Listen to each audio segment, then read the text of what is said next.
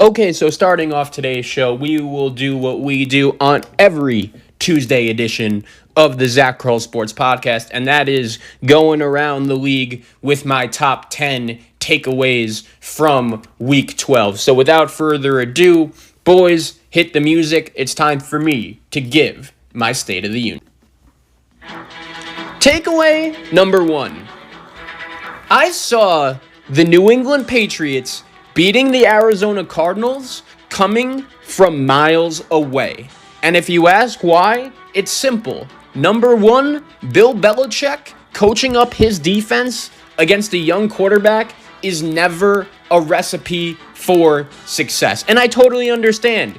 You could look at what I said about the New England Patriots preseason that I picked them to win the division, and I picked them to be one of the better teams in the AFC despite their lack of talent on the offensive side of the ball, because I believe that Bill Belichick makes the difference as a coach. And to be honest, when you look at the Patriots, I don't think that prediction right now looks that far off due to the fact that Belichick has these guys in the race. They're still alive at 5-6. And to be honest, you look at this roster, and I feel like it doesn't inherit a 5-6 kind of team that still has a slight chance of making the playoffs. They did have opportunities to win plenty of games against the Texans, against the Bills. Unfortunately, they were not able to get the job done, but them beating Arizona at home on Sunday against a young quarterback that it is his first time facing Bill Belichick, I just didn't find that surprising. Look at what Josh Allen has done so far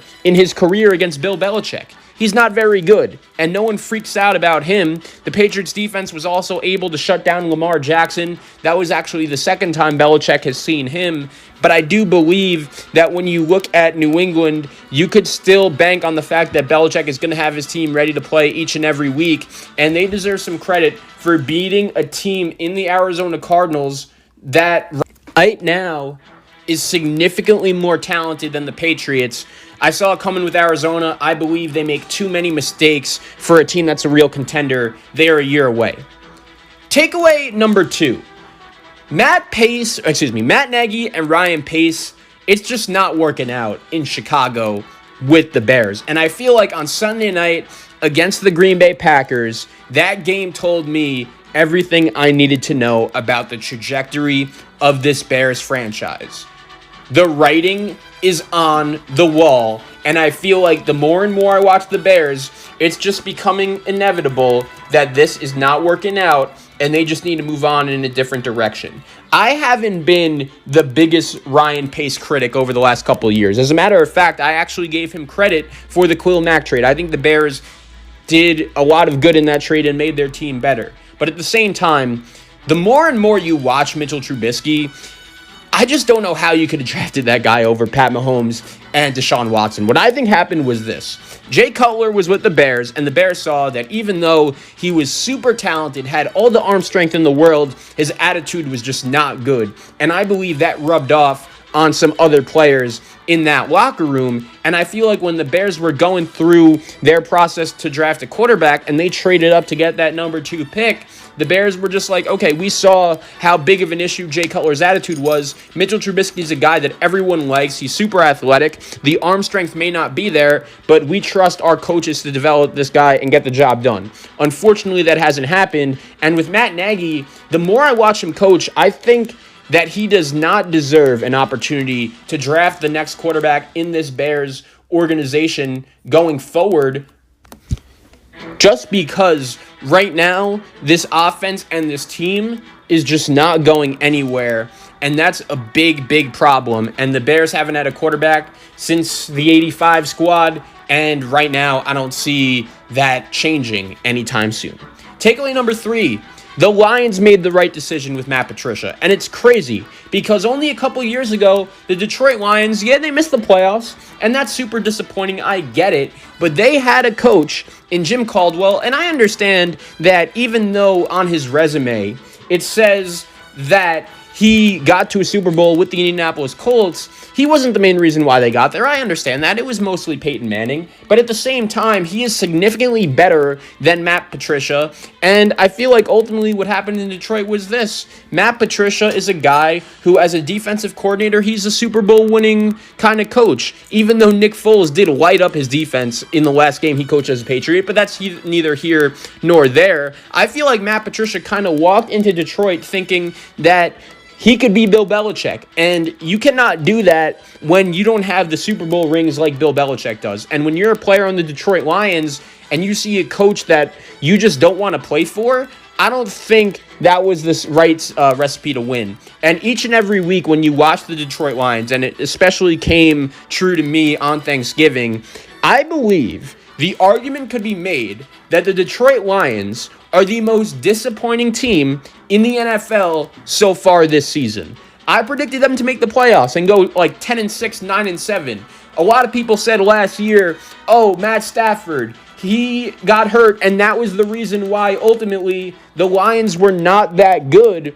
And I tried to buy that. I tried to give Matt Patricia the benefit of the doubt. But right now, you watch the Lions play against Carolina on Thanksgiving against the Texans. They just looked like an uninspired football team, and it was the right move letting Patricia and Quinn go.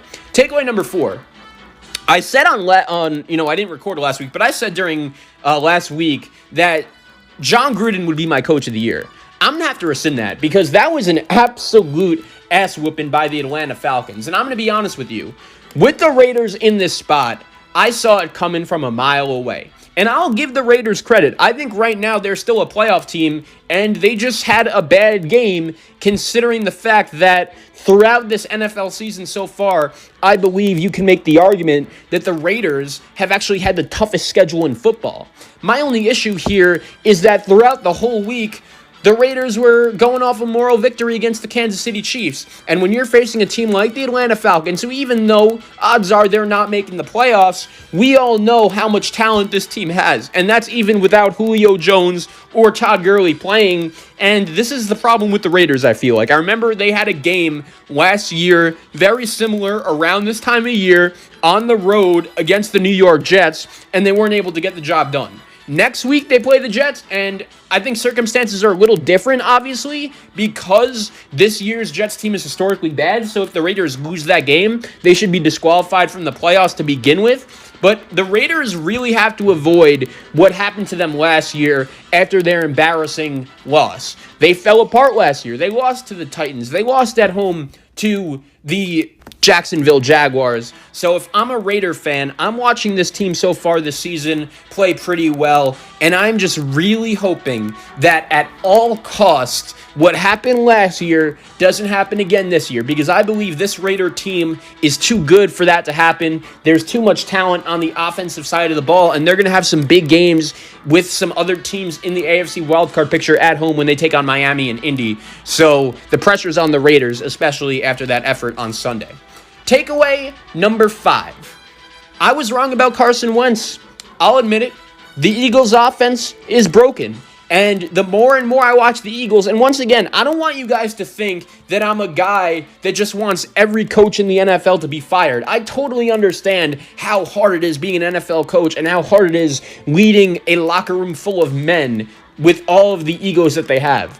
And I understand that throughout his first 3 seasons in Philadelphia, Doug Peterson has done a really good job. And it's funny because I think going into the season, Doug Peterson was one of the main reasons why I picked the Eagles to win the division. Super Bowl winning coach. I feel like he did a great job last year, along with Carson Wentz, leading the Eagles down the stretch to a division title. But at the same time, you can't win this NFC East. This offense looks broken. And here's the other issue. As bad as Doug Peterson is, Howie Roseman deserves some blame here. I believe that if you watched that game last night, the Seahawks and the Eagles, you could make an argument that the main reason why the Seahawks won was because of DK Metcalf. And I remember Seattle played the Eagles in the playoffs last year, and Metcalf got into it after he had the catch that ended up clinching the game for Seattle. And I remember reading about the story that Metcalf did that because the Eagles passed up on him. They took J.J. Arcega-Whiteside instead, and there's a reason why you have absolutely no idea who that is, because he hasn't done anything for this Eagle team, and it also didn't help the cause that Jim Schwartz went up to DK in pregame warmups and told him that he wasn't Calvin Johnson. I know the context wasn't like that, but the last thing DK Metcalf needed was for some motivation, and he posted on Twitter in response to the Jim Schwartz quote, the Michael Jordan Last Dance meme, and I took that personally. But Doug Peterson and Carson Wentz, it's not working out, and I think Philadelphia may just have to look to go in a different direction. Takeaway number 6. The Kansas City Chiefs are officially another version of the late 2000 New England Patriots, and I'll explain to you what I mean. Did you guys ever feel for a second like the Kansas City Chiefs were going to lose on Sunday to the Tampa Bay Buccaneers? Because I didn't, and I think the main reason for that could have just been the fact that they're getting bored. I think we could all agree that when teams are playing at their best, there is no one who could beat the Kansas City Chiefs. We saw Pat Mahomes and Tyreek Hill and Travis Kelce, and that offense was really able to get going. But at the same time, they easily could have lost that game if Tom Brady could have just made a little bit less mistakes and if the Buccaneers defense could have just made one big play. We saw the Raiders had a really nice opportunity to win late in that game, and we know Patrick Mahomes is an absolute wizard, especially when he is playing from behind. I totally understand that, but I just hope ultimately, when the Chiefs do run into a defense that could slow their offensive attack down a little bit, whether it's the Steelers, whether that's the Colts, I'm not sure who exactly it is, but it's just going to be something to watch for the Chiefs going forward. We all know how talented they are when they're at their best. The only question is, how often during the regular season do they show up not at their best? They haven't really been able to blow out teams yet this season. Even against the New York Jets, they were lazy. You remember in Justin Herbert's first ever start in the NFL, that was a game that the Chargers easily could have won. They really deserved to win it. They were by far and away the better team. But once again, Mahomes bailed the Chiefs out late. I just hope they don't get too reliant on that happening each and every game, even though it's pretty easy to do that when you have Pat Mahomes as your quarterback. Takeaway number 7. The NFC East is officially a 2-team race, and it is up for grabs. I was impressed with what the Washington football team was able to do on Thanksgiving Day against the Dallas Cowboys, because they really went into that stadium on the road in a divisional game when they beat the Cowboys pretty handily the first time, and I believe that was rock bottom for the Cowboys this season when they went to FedEx Field and lost in Washington when Andy Dalton got hurt. Dallas was coming off a big road win against Minnesota. Their fans finally had some momentum that maybe they could just win this crap NFC East division title, but all of a sudden,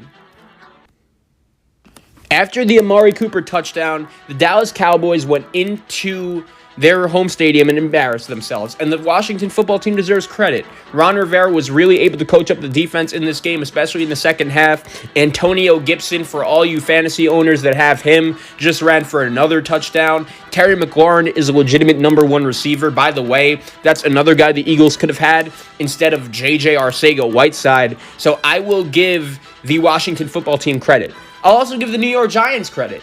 I have been telling you, the Giants' defense is one of the better defenses in football, and I think Joe Judge has done a phenomenal job leading the way for this New York Giant football team, starting the season 0-5, turning the team around, and really getting the guys to buy in and play for him. I've been super impressed with the coaching job that Joe Judge has been able to do so far this season with the New York Giants. Now, I know what you're going to say. How are they going to be able to win this division with Daniel Jones hurt? I got news for you. All they're going to need for Colt McCoy to do is just be a game manager. That's all. Don't turn the ball over, and I believe the Giants will be in good shape with their defense, their coaching, and their running game going forward. Takeaway number 8.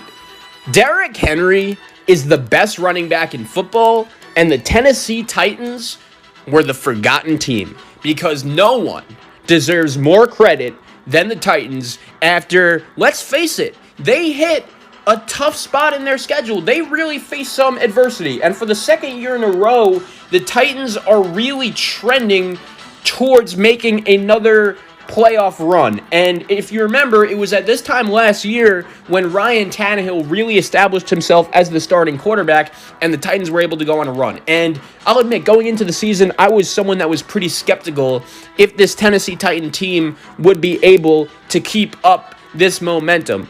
But after starting the season off 4-1, they faced some adversity. They lose to the Steelers. They lose to the Bengals. They beat the Bears. But then at home on Thursday Night Football in prime time, they get absolutely embarrassed by the Colts. Their special teams made some mistakes, and it was just a very uncharacteristic performance from a Mike Vrabel coach team. I'll say this, though. The way his team has responded is why I believe Mike Vrabel should still be in the Coach of the Year conversation, and why I believe the Titans are a threat still in the AFC. When you're facing adversity and your backs are against the wall, and you go on the road to Baltimore and win, and then you go on the road to Indy and win, especially the way Derrick Henry played and really was able to set the tone of that game in the first half, where it was clear that it was going to be one of those games where Derrick Henry just does not let the Tennessee Titans lose. And you saw this guy going up against Darius Leonard. I mean, Derrick Henry just makes him look so small. And we know Darius Leonard is a big, big boy. So I believe the Tennessee Titans deserve so much credit for the way they were able to go on the road and get the job done. Takeaway number 9. Does anyone realize that the Cleveland Browns are 8-3? Because I'll say this. I think Kevin Stefanski deserves credit. We've seen how well he's done in his first year as the head coach of the Cleveland Browns when, let's admit, not everything has gone right for the Browns. I think we're seeing up close that Baker Mayfield may just not be the long-term answer at quarterback that the Browns were looking for. But where I'll give Kevin Stefanski some credit is that not only did the Browns come ready to play with their game plan each and every week, but they execute it well. And they know what they're doing, and they beat the teams that they are supposed to beat. And historically in the past, even when the Browns haven't been awful, and even during midseason when they've been somewhat competitive, that is not something we could say about the Cleveland Browns. And Kevin Stefanski knows the way that we're going to lose games is if Baker Mayfield is throwing the ball mads and he's out here making mistakes. Nick Chubb, Kareem Hunt running the ball have been getting the job done. And here's the other thing for the Browns. Sometimes the NFL schedule gods just throw you a gift. And that's what happened with the Browns this year. Listen to the teams the Browns have beaten. The Bengals, the Washington football team, the Cowboys, the Colts, good win at home, but good win. The Bengals, the Texans, the Eagles, and the Jaguars. I believe this 2020 version of the Cleveland Browns is very similar to last year's Buffalo Bills, a team that lost to every good team they faced. They were winning games despite poor quarterback play and running the ball. And I do believe that what ended up happening to Buffalo, losing in the first round of the playoffs, is bound to happen to Kevin Stefanski again this year. But it's not like he doesn't deserve credit, because the fact that the Browns are at 8-3 without Odell Beckham Jr. is super impressive. Finally, takeaway number 10, I say it every week, Anthony Lynn, man. He just hit rock bottom, and he has to go. I mean, first of all, you watch Justin Herbert play, right? And the weapons he has around him. And the fact that the defense still has some talent with Joey Bosa continuing to make plays. And you say, all right, I don't think with the rookie quarterback the Chargers are a playoff team or anything, but you expect them to at least win a couple games. Justin Herbert is 2-8 as a starter. And we all know that he is not the issue with this Charger team at all. You also think about it, and the Chargers' 3 wins this season, you could make the argument, have come against the 3 worst teams in the NFL. That includes the Jets, the Jaguars, and the Bengals. And the Chargers, the crazy thing is, really had a chance in this game against the Bills. Austin Eckler was running the ball really well. We could all agree that Keenan Allen has really established himself as one of the top 5 receivers in football, and still the Chargers couldn't get the job done because Anthony Lynn was running the ball inside the 5-yard line with his team down 10 with under a minute to go and no timeouts. This dude's clock management gets worse and worse by the week. And the problem is, you see a quarterback that's ready to excel. You see a quarterback that's ready to succeed, and clearly his head coach is holding him back. I've been saying on this show, he's been holding Justin Herbert back since the game against the Raiders, where he threw back-to-back fades from the 3-yard line. You have to have better awareness than calling pass protection on a quarterback sneak and then having your quarterback and offensive line just be on complete opposite pages. And I understand Anthony Lynn's a good guy that's well-respected, but it's just clearly not working in LA for him. He's got to go, and Justin Herbert deserves better.